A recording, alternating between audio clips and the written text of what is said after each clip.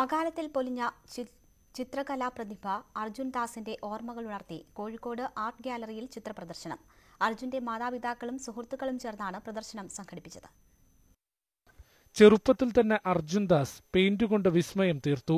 +2 പഠനം കഴിഞ്ഞ് ഹൈദരാബാദ് NIDയിൽ അനിമേഷന് ചേർന്ന അർജുൻ പിന്നീട് സുഹൃത്ത് ശ്രീലാലിനൊപ്പം ചിത്രരചനയുമായി രാജ്യത്തുടനീളം സഞ്ചരിച്ചു.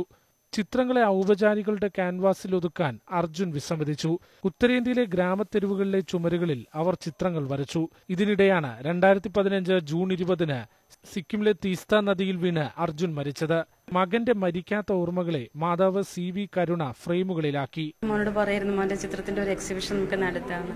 അപ്പോൾ അവൻ പറഞ്ഞു എന്റെ പെയിന്റിംഗ് ഒന്നും ശരിയായില്ല, ഞാനൊന്ന് പഠിച്ചു വന്നിട്ട് ചെയ്യാമെന്ന് പറഞ്ഞ് പോയതാണ്. തിരിച്ചു വന്നില്ല മകൻ. അപ്പോൾ ആഘാതം ശരിക്കും ഞാൻ ചെറുത്തു നിന്നത് ഇങ്ങനെയാണ്. മരണത്തിന് തൊട്ടുമുമ്പ് സുഹൃത്ത് നിഹാലിനൊപ്പം കോഴിക്കോട് ബീച്ചിലെത്തി സിറ്റി ഓഫ് സ്പൈസ് എന്ന പേരിൽ ചുവർചിത്രം വരച്ചാണ് അർജുൻ സിക്കിമിലേക്ക് മടങ്ങിയത്.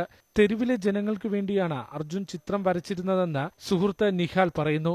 ആർട്ടിസ്റ്റിന് മാത്രമല്ല ഏതൊരു സാധാരണക്കാരനും കാണാൻ പറ്റുന്ന ഒരു കാര്യമാണ് എന്ന് കാണിക്കാൻ വേണ്ടി പല സ്ഥലങ്ങളും, അതായത് ഒരു നല്ല ക്യാൻവാസ് അല്ലാതെ പല ബിൽഡിങ്ങുകളുടെ മതിലിലും നല്ല ഒരു ആൾക്കാർ കാണുന്ന വ്യൂ ഉള്ള സ്ഥലങ്ങളിലൊക്കെ വരച്ചിടാനുള്ള ഒരു നല്ലൊരു മനസ്സിലൊരു വ്യക്തിയായിരുന്നു അർജുൻ. അർജുന്റെ മാതാപിതാക്കളും സുഹൃത്തുക്കളും ചേർന്നാണ് പ്രദർശനം സംഘടിപ്പിച്ചത്.